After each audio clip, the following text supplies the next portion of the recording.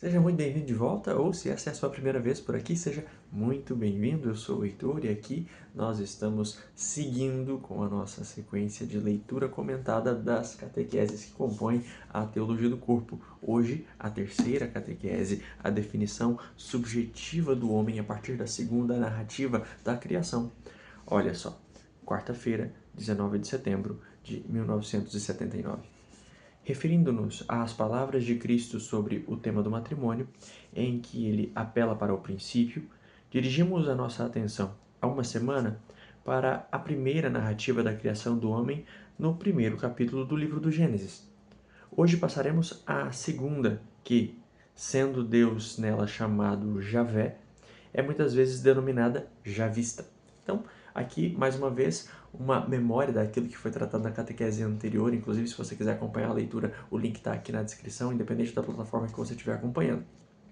Lá na catequese passada, nós vimos que a tradição sacerdotal, que chamava Deus de Elohim, e aí vem a nomenclatura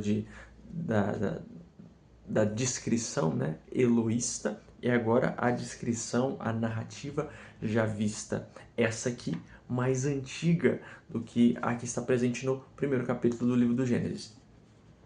A segunda narrativa da criação do homem, ligada à apresentação tanto da inocência e da felicidade original, como da primeira queda, tem, por sua natureza, caráter diverso. Embora não querendo antecipar as particularidades dessa narrativa, porque nos convirá apelar para ela nas outras análises, devemos reconhecer que todo o texto, ao formular a verdade sobre o homem, nos maravilha com a sua profundidade típica, diversa da do primeiro capítulo do Gênesis.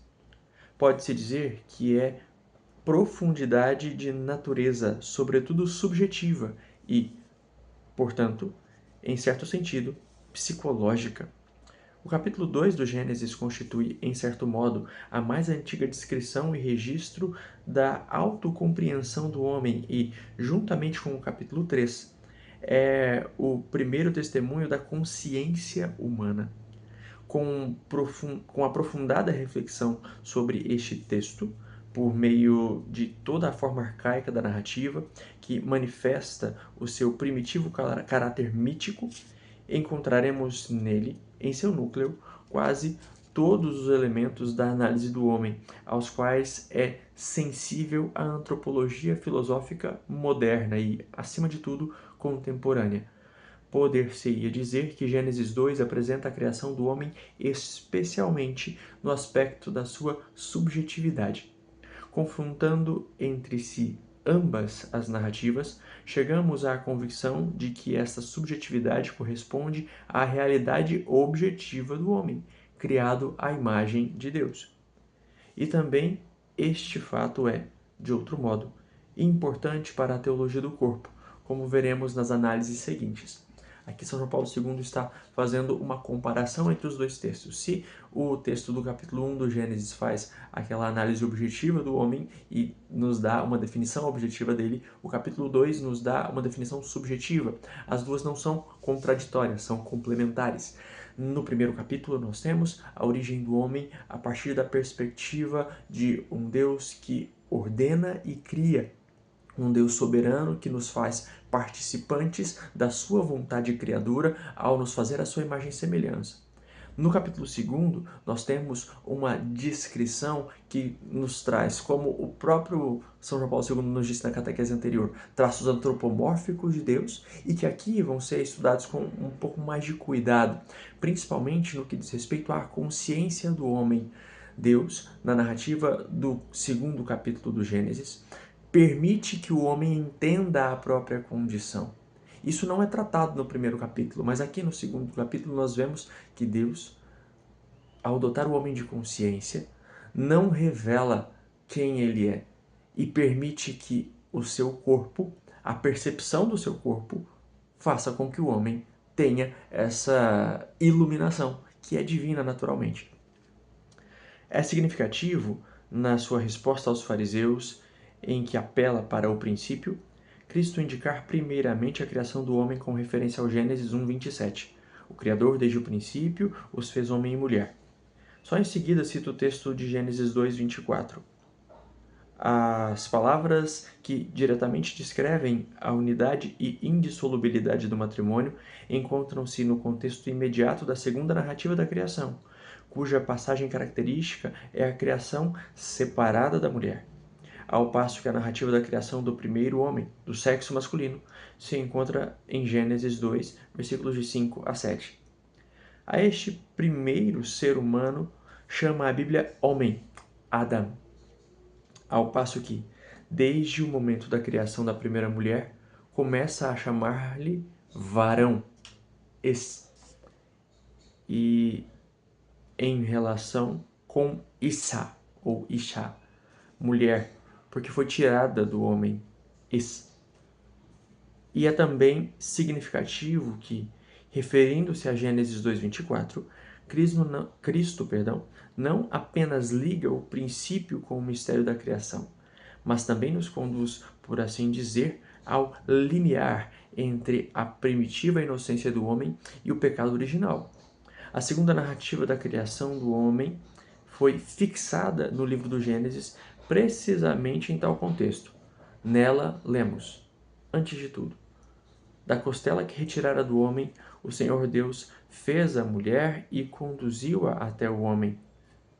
Ao vê-la, o homem exclamou: Esta é, realmente, osso dos meus ossos e carne da minha carne. Chamar-se-á mulher, visto ter sido tirada do homem. Por isso, o homem deixará seu pai e sua mãe, e se unirá à sua mulher, e os dois serão uma só carne. Estavam ambos nus, tanto o homem como a mulher, mas não sentiam vergonha. Esse assunto da vergonha vai ser tratado por São João Paulo II um pouquinho mais adiante, então não se preocupa com ele agora. Aqui nós estamos diante de uma construção que é muito rica e que nos apresenta, na terminologia apresentada pelos textos originais lá no Gênesis, a forma como o homem é retratado. Primeiramente, somente como homem, Adão, e depois, a partir da criação da mulher, como varão. E aí, a nomenclatura da mulher está diretamente ligada à nomenclatura, ao modo como o homem, o varão, é chamado. Então, a criação da mulher torna o homem companheiro da mulher, assim como faz da mulher companheira do homem. A complementaridade se apresenta já nesse momento, retirada do lado para que haja complementaridade, para que haja a similaridade, para que haja a paridade na dignidade, ao mesmo tempo identifica um e outro. O homem só é homem por causa da existência da mulher tal como ela é, e a mulher só é como é por causa da existência do homem tal como é. São inseparáveis, são complementares e inseparáveis. Em seguida, imediatamente depois destes versículos, começa em Gênesis 3 a narrativa da primeira queda do homem e da mulher, narrativa ligada com a árvore misteriosa, que antes fora chamada árvore do conhecimento do bem e do mal. Cria-se, com isto, uma situação completamente nova, essencialmente diversa da precedente. A árvore do conhecimento do bem e do mal é uma linha de demarcação entre as duas situações originais, de que fala o livro do Gênesis.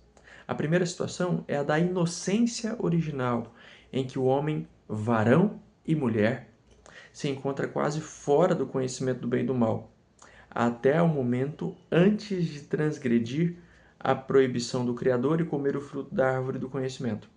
A segunda situação, pelo contrário, é aquela em que o homem, depois de transgredir o mandamento do Criador por sugestão do espírito maligno simbolizado pela serpente, se encontra, de certo modo, dentro do conhecimento do bem e do mal. Esta segunda situação determina o estado de pecaminosidade humana, contraposto ao estado de inocência primitiva. Aqui São João Paulo II está nos dizendo que a criação narrada no capítulo 2 está diretamente ligada com ao relato do capítulo 3, que é o do pecado primeiramente cometido pelos nossos primeiros pais. E que essa linha não pode ser quebrada. Aqui ele já começa a introduzir uma série de conceitos que vão ser trabalhados com muita profundidade nas próximas catequeses. Mas, de modo especial, esse elemento que nós podemos chamar de continuidade da linha da humanidade. Nós não podemos dissociar né? O homem original, ou pelo menos imaginá-lo em separado, a trilha antropológica não se quebra. O homem pré-pecado original não é menos ou mais homem do que o homem pós-pecado original, mas ele é marcado pela situação de pecado. O pecado, como o São João Paulo II nos disse aqui, é um marco que divide, não é o melhor termo para fazer referência a isso, mas que se coloca entre a condição de originalidade pré-pecado e a condição de originalidade pós-pecado. E é por fazer referência a esse assunto que já na próxima catequese São João Paulo II vai fazer referência já à redenção operada por Cristo, que nos devolve a condição pretérita ao pecado. Ele vai falar disso com todo o cuidado daqui para frente. Vamos prosseguir a leitura. Embora o texto já vista seja no conjunto muito... Perdão, vamos repetir. Embora o texto já vista seja no conjunto muito conciso, é suficiente para diferenciar e contrapor com clareza aquelas duas situações originais. Falamos aqui de situações tendo diante dos olhos a narrativa que é descrição dos acontecimentos. Apesar de tudo, através dessa descrição e de todas as suas particularidades, surge a diferença essencial entre o estado de pecaminosidade do homem e o da sua inocência original. A teologia sistemática descobrirá nestas duas situações antagônicas dois estados diversos da natureza: status naturae integrae, estado de natureza íntegra, e status naturae lapse, estado de natureza decaída. Tudo isso deriva daquele texto já visto de Gênesis 2 e 3, que contém a mais antiga palavra da revelação e tem, evidentemente, um significado fundamental tanto para a teologia do homem como para a teologia do corpo. Quando Cristo, referindo-se ao princípio, remete os seus interlocutores para as palavras escritas em Gênesis 2:24, ordena-lhes, em certo sentido, que ultrapassem o confim que, no texto já vista do Gênesis, se interpõe entre a primeira e a segunda situação do homem. Não aprova o que, por dureza do coração, Moisés permitiu, e refere-se às palavras da primeira ordem divina, que neste texto está expressamente ligada ao estado de inocência original do homem. Significa isto que tal ordem não perdeu a sua validade, ainda que o homem tenha perdido a inocência primitiva. Aqui a gente precisa fazer uma pausa para refletir melhor sobre isso que São João Paulo II está dizendo e, naturalmente, sobre aquilo que o próprio Jesus anunciou ao reafirmar a indissolubilidade do matrimônio, voltando o olhar de seus interlocutores para o princípio. Aquilo que Moisés permitiu diante daquele cenário específico em que o divórcio foi tido como uma possibilidade foi não uma abertura de precedente, mas uma resposta à dureza de coração de todos nós, porque nós não nos dissociamos dessa trilha antropológica. Lembra do que eu disse há alguns minutos? Nós não nos separamos na linha do tempo do homem que inicialmente foi criado. A linha é uma só. Ela só recebeu um obstáculo chamado pecado, mas ela segue sendo a mesma trilha. E quando Jesus faz referência a esse momento, ele está dizendo que, embora a dureza de coração de nós, seres humanos, tenha aberto o caminho para uma dissolução que tinha ares de solução imediata, isso não interfere na nossa condição original de seres complementares, criados homem e mulher, sendo homem e mulher um para o outro. É esse o cerne daquilo que nós estamos começando a entender aqui. A resposta de Cristo é decisiva e sem equívocos.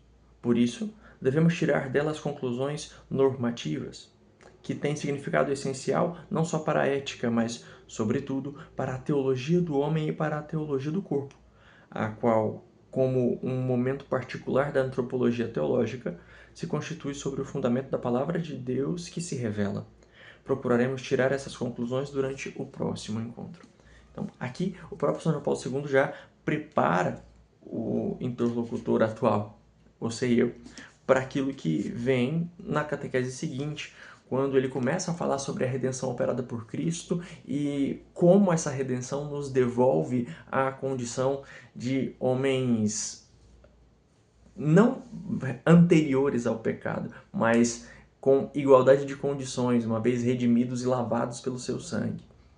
Aqui nós estamos diante do momento em que o próprio Jesus anuncia que a dignidade da união entre homem e mulher não está resumida na união propriamente dita, mas está compreendida no desejo de Deus desde a origem.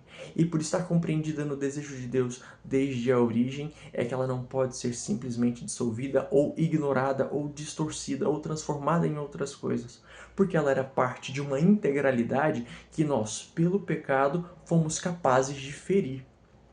O sacrifício de Cristo, no entanto, nos faz olhar para aquele homem e essa redenção por ele operada nos faz lavados para corresponder novamente ao desejo original de Deus, não apagando o pecado da história, mas transpondo esse obstáculo do pecado na história. Bem, aí a gente já começa a entrar no tema da próxima catequese. Então, eu espero que esse momento tenha sido tão bom para você quanto foi para mim. A gente se encontra na próxima leitura comentada. Até breve.